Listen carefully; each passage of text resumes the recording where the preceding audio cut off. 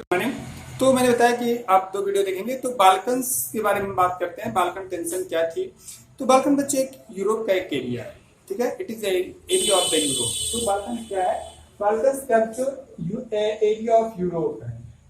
Area of Europe, Europe का एक area है जिस एरिया में प्रेजेंट टाइम पे ये 11 कंट्रीज एग्जिस्ट कर रहे हैं। कौन कौन से? रोमानिया, बल्गारिया। याद रखना, वेरी गुड, इंपॉर्टेंट है कि आपने याद कर लिया कि बाल्कन से एक यूरोप का एरिया है। लेकिन आप उस कंट्रीज के नाम पर याद कर लो जहां पर आज ये 11 कंट्रीज एग्जिस्ट कर रहे हैं। वो पहले पूरा एरिया बाल्कन के नाम से जाना जाता है। वो कंट्रीज कौन कौन से हैं? Romania, Bulgaria, Albania, Greece, Macedonia, Croatia, Bosnia, Slovenia, Serbia, Montenegro and Herzegovina. ये क्या कहते हैं? 11 कंट्रीज है। जहां ये 11 कंट्रीज आज एग्जिस्ट कर रहे हैं, इस एरिया को हम लोग क्या कहते थे? बाल्कन्स कहते थे। ठीक है, क्या कहते थे? बाल्कन्स कहते थे। तो आप लोग अगर आपसे पूछा जाता है कि बाल्कन्स क्या है, तो बाल्कन्स वो एरिया है जहां पर आज प्रेजेंट टाइम पे ये 11 कंट्रीज एग्जिस्ट है। ठीक है, उसे हम लोग क्या कहते हैं? बाल्कन कहते हैं। बाल्कन के एरिया के लोगों को बच्चों क्या कहा जाता है? स्लाव। उस समय क्या कहा जाता था? स्लाव। SLAVE, Slav. बाल्कन के एरिया के लोगों को क्या कहा जाता था? स्लाव।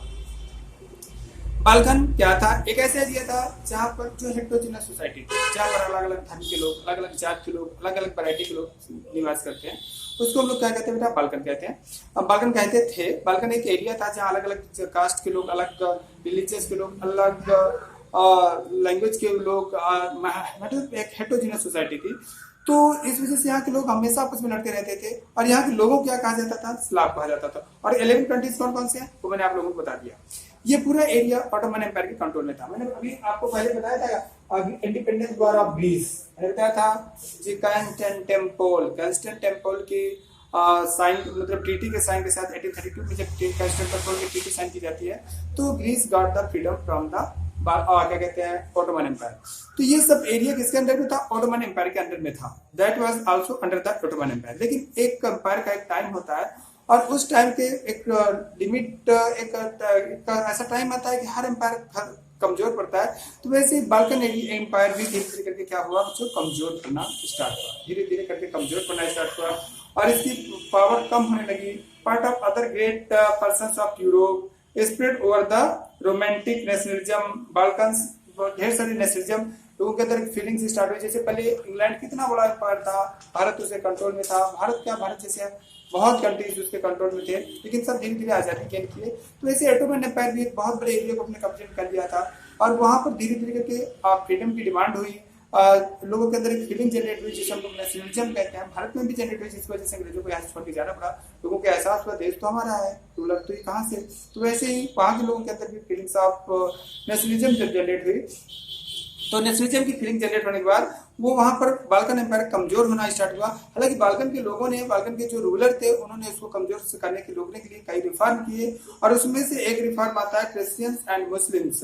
पहला रिफॉर्मेशन क्या किया गया? कुछ रिफॉर्म तो टू डिसएलरेट, जो बहुत तेजी से एक्सेलरेट हो रहा था, टूटने का रेट जो बाल्कन के ऊपर कमजोर होने का रेट जो बहुत तेज था, उसको कमजोर करने के लिए मतलब क्या कहते हैं, बाल्कन के को मेंटेन किया जा सके, उसके लिए बाल्कन एम्पायर ने या बाल्कन के जो पॉलिसी मेकर थे उन्होंने कुछ चेंजेस भी किए to control the rate of decade of Balkan empire.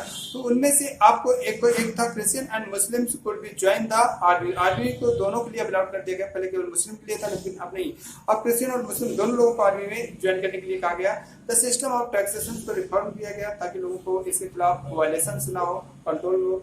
And juridical reforms were undertaken and use of the ठीक है, to deter and abolish the conditions for the captives in the prisons were also improved and universal corruption and इसको public official में start किया गया। कई चीजों ने changes किए, लेकिन फिर भी बाल्कन के जो टूटने का रेट था, कमजोर होने का रेट था, वो शुरू नहीं हुआ। और रिजल्ट क्या हुआ? बाल्कन का एरिया बहुत तेजी से कमजोर होता गया और उसे डिफरेंट कंट्रीज आजादी गेन करते गए। ठीक है, बहुत ढेर सारे डिफरेंट कंट्रीज बाल्कन के एरिया से आजादी गेन करते रहे।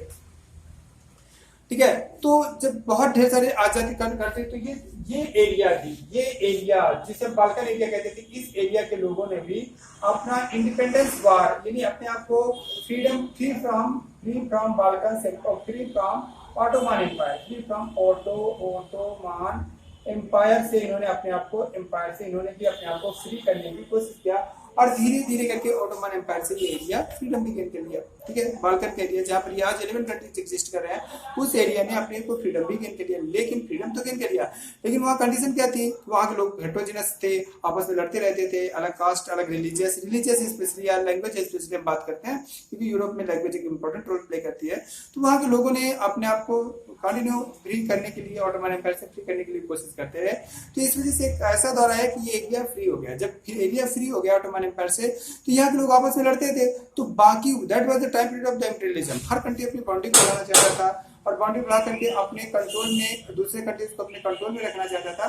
तो इस वजह से हर कंट्री की, यहाँ के लोगों ने अपनी बाउंड्री को बढ़ाने के लिए, to prove that boundary, Balkan के ढेर सारे लोगों ने क्या किया बच्चों कि हर कंट्रीज यहाँ पर इसी एरिया पर आकर के सेंट्रलाइज होना शुरू हो गया।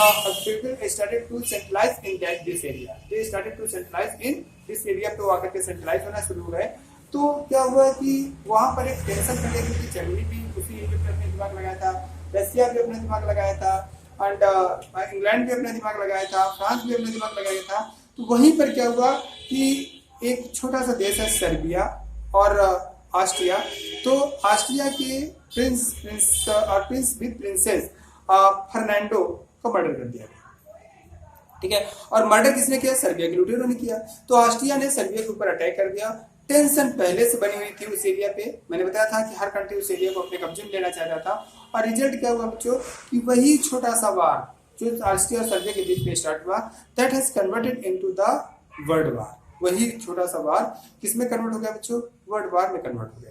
तो दैट इज द क्या कहते हैं end of the Balkan problem. तो अगर आपको बाल्कन प्रॉब्लम्स की समझना कि बाल्कन प्रॉब्लम क्या थी और फिर उसके बाद फर्स्ट वर्ल्ड वार में देखते हो क्या हुआ, दुनिया की 4% पॉपुलेशन मार दी गई, बहुत नुकसान हुआ।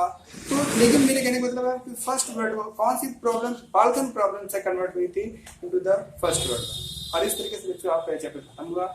मैं इस चैप्टर को मैंने दोबारा पढ़ाया, कोशिश किया कि इसको मैं रिवीजन एक्स वे में ना पढ़ाऊं, मैं इसको एज ए फर्स्ट टाइम के रूप में पढ़ाया मैंने रिवीजन में भी। कल से हम लोग न्यू चैप्टर स्टार्ट करेंगे। ओके, आप लोग बच्चों वीडियो नहीं देखते, ये मैटर मेरे लिए इम्पोर्टेंट नहीं है, मैं अपना काम कर रहा हूँ। I am satisfied with it that I am doing my work and what are you doing, ये आपके पास पढ़ोगे तो अच्छा है, नहीं पढ़ोगे तो भी अच्छा है। ठीक है, ओके, थैंक यू।